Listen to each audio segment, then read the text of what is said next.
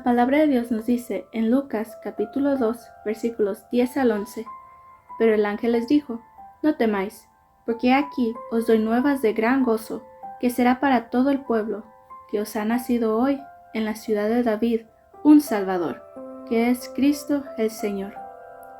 Ya casi comienzan las fiestas navideñas de este año, ya se empieza a sentir el frío, empieza a nevar en varias partes del mundo, el aroma de la canela, vainilla, del pino y del chocolate están en el ambiente. La madera para la chimenea se está preparando, las luces empiezan a resplandecer y mucho más. Muchas personas están contentos porque pronto comenzará la Navidad. La Navidad, de acuerdo a la definición estándar, es un gran evento cultural en el cual se toman vacaciones de invierno para estar con la familia, dar regalos y enfocarse en el dar y compartir. La mayoría de las personas se enfocan tanto en los aspectos seculares de esta festividad que olvidan la razón original por el cual se celebra en primer lugar. Hay muchas maravillosas razones verdaderas, las cuales podemos reducir en solo 3. La primera razón por la cual celebramos la Navidad está en el mismo nombre. La palabra Navidad tiene un interesante origen del latín tardío, nativitas, lo cual significa nacimiento o natividad. Esto significa que la Navidad se trata originalmente del nacimiento de alguien. ¿Pero de quién es este nacimiento?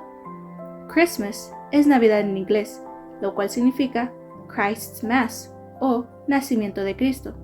Basado en esto, todo apunta a que se trata de Cristo. Aunque muchos lo hayan olvidado o no lo quieren reconocer, Jesús siempre es y siempre ha sido el centro de atención en esta celebración. Por Él es que celebramos la Navidad. Este día especial no solamente es un día para recordar que Él simplemente nació. Al contrario, es un día muy especial de meditación, reconocimiento, gozo y alegría al saber que es una promesa cumplida por Dios. El nacimiento de un Salvador se había profetizado mucho antes de que se cumpliera. En el Antiguo Testamento, en Isaías capítulo 7, versículo 14 nos dice, por tanto, el Señor mismo os dará señal. He aquí que la Virgen concebirá y dará a luz un hijo, y llamará su nombre Emmanuel. En el Nuevo Testamento, un ángel del Señor, a través de un sueño, se le apareció a José, el padre terrenal de Jesús, y le dijo que su esposa, María, daría a luz un hijo que salvaría a su pueblo del pecado. En Mateo capítulo 1, versículos 22 al 23 nos dicen, todo esto aconteció para que se cumpliese lo dicho por el Señor por medio del profeta, cuando dijo, He aquí, una virgen concebirá, y dará a luz un hijo, y llamará su nombre Emmanuel, que traducido es, Dios con nosotros. Esto nos muestra que aunque la promesa se dijo alrededor de 745 y 680 años antes de Cristo, el nacimiento de un Salvador se cumplió con María, José y Jesús. No solo se cumplió que el Salvador, Jesús, nacería de una virgen, sino también en dónde iba a nacer. En Miqueas capítulo 5, versículo 2 nos dice, Pero tú, Belén Efrata, pequeña para estar entre las familias de Judá, de ti me saldrá el que será Señor en Israel, y sus salidas son desde el principio, desde los días de la eternidad. José y María tenían que viajar porque se había promulgado un edicto de Augusto César, que todos debían de ser empadronados, o ser registrados oficialmente en una lista o censo. Como ambos eran de la casa de David, les era necesario que viajaran a Belén. María viajaba ya encinta, y al no encontrar lugar en el mesón, dio a luz a Jesús en un pequeño establo, cumpliendo esta promesa del libro de Miqueas. Interesantemente, aunque hay varios instantes en el cual dicha promesa es compartida, se expresó por primera vez en Génesis. Génesis significa principio u origen. Aunque no muchos lo sepan, Génesis es conocida como el primer evangelio. Con esto, podemos entender que Dios ya tenía preparado su plan perfecto de mandar un Salvador al mundo desde el principio de todas las cosas. La palabra de Dios nos dice en Génesis, capítulo 3, versículo 15, y pondré enemistad entre ti y la mujer, entre tu simiente y la simiente suya. Esta te herirá en la cabeza, y tú la herirás en el calcañar. ¿Qué es lo que este versículo nos quiere decir? Hay dos partes a este versículo, porque expresa tanto una maldición como una bendición. La maldición es contra Satanás, porque él desvió la creación de los caminos de Dios, pero la bendición es para la humanidad, porque es la primera profecía de la venida del Salvador que derrotará el mal. Es cierto que cuando uno es mordido en el tobillo por una serpiente, experimenta mucho dolor, pero es un sufrir temporal. Cuando una serpiente es pisada en la cabeza, es un golpe mortal inmediato.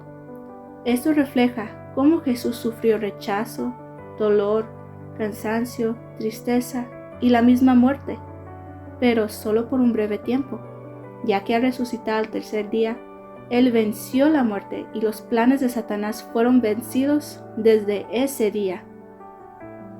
Al celebrar la Navidad, recordamos que Dios cumplió su promesa de salvación a través de su Hijo unigénito y su sacrificio en la cruz para salvarnos.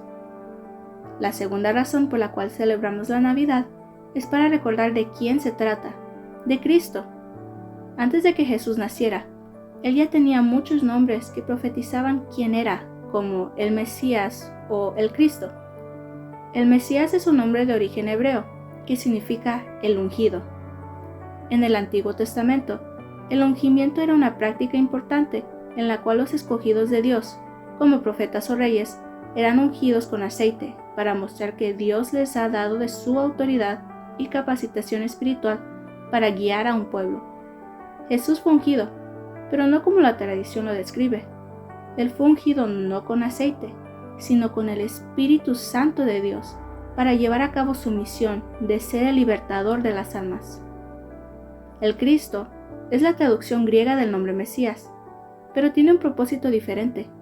Mesías es un nombre, pero Cristo es un título que afirmaba que Jesús era el Mesías, el Salvador prometido. En Mateo capítulo 1, versículo 21 nos dice: y dará a luz un hijo, y llamará su nombre Jesús, porque él salvará a su pueblo de sus pecados. Aquí, un ángel del Señor confortó a José al explicarle que el bebé era del Espíritu Santo. Como el versículo nos hace entender, el nombre Jesús significa Jehová es salvación, o el Señor salva. En el primer versículo de este mismo capítulo, se le conoce a Jesús también como Jesucristo, que también sirve como una afirmación de quién Él era. Al llamarle Jesucristo, era afirmado que Jesús era el ungido y el Mesías que Dios mandaría para salvarnos. Este nombre también es muy especial porque no solo expresa su propósito, sino también su humanidad y divinidad. Él es 100% hombre, como nos dice en Hebreos capítulo 4, versículo 15.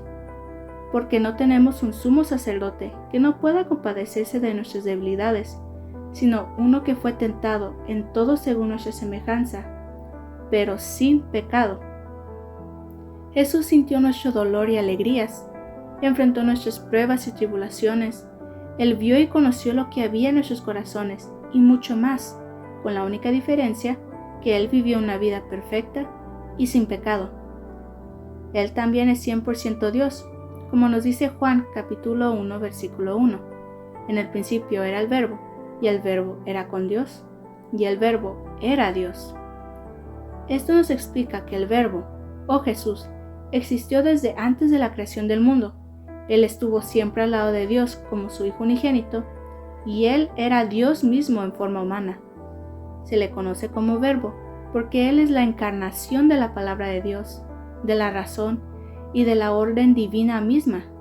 Su mismo nombre nos recuerda por qué celebramos la Navidad, el nacimiento del Salvador prometido. Por último, la tercera razón por la cual celebramos la Navidad es porque es un regalo de Dios para todos nosotros.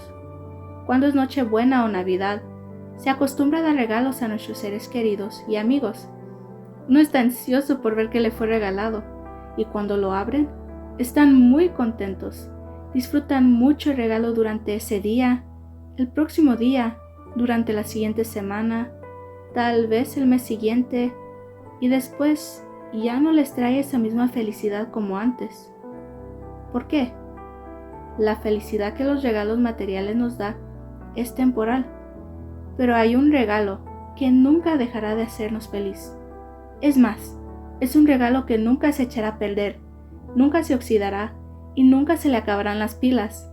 El regalo de la vida eterna.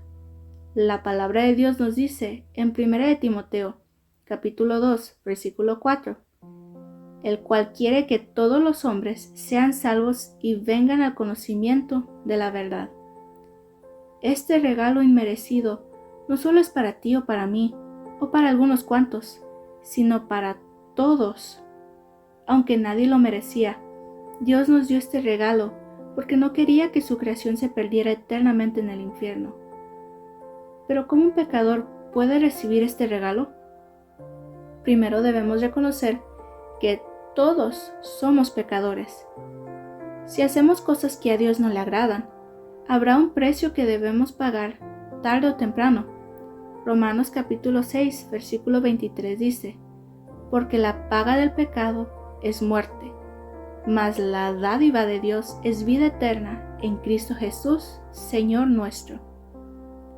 Este versículo nos muestra lo que nos hubiera pasado si moríamos sin que nuestro pecado haya sido perdonado.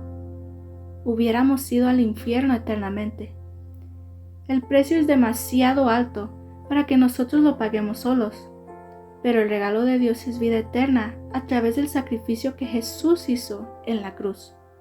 Lo que el pecado dañó y destruyó, Jesús no solamente lo sanó, sino que también lo reedificó y lo fortaleció. Cuando nosotros merecíamos la muerte, Él nos regaló la salvación y la vida eterna, como nos dice Juan capítulo 3, versículo 16. Porque de tal manera amó Dios al mundo, que ha dado a su Hijo unigénito, para que todo aquel que en Él crea no se pierda, mas tenga vida eterna. Al reconocer que somos pecadores, que por nuestros pecados nos merecíamos el infierno, que Jesús es Dios mismo en forma humana, y que a través de aceptarle en nuestro corazón como nuestro único Señor y Salvador, podremos abrir ese regalo de vida eterna. Es así de fácil, aunque no muchos lo crean, porque Jesús ya hizo lo más difícil en la cruz al morir, sufrir el mismo infierno por nosotros, resucitar al tercer día y subir nuevamente al cielo. Es cierto que muchos creerán que no pueden ser perdonados, pero Dios es tan grande y misericordioso para limpiarnos, santificarnos y hacernos criaturas nuevas. Otros piensan que aún les falta mucho tiempo de vida para aceptarle después. Pero, ¿llegará este después? Al decir, no quiero, o lo haré después, o soy neutral, es lo mismo que rechazarle a Él y a su regalo por completo. No dejemos para mañana lo que se pueda hacer hoy, porque hoy es día de salvación. Apocalipsis capítulo 3, versículo 20 dice, He aquí, yo estoy a la puerta y llamo. Si alguno oye mi voz y abre la puerta, entraré a él y cenaré con él y él conmigo. Esta Navidad, no solo nos alegremos por desenvolver los regalos físicos, sino también el más grande e importante, el de la salvación a través de Cristo Jesús. No dejemos a Jesús afuera en el frío, sino que Él forme parte y sea el enfoque principal de la celebración junto con nuestra familia. Manténganse calientitos junto a sus familias y que todos pasen una linda Navidad. Dios les bendiga.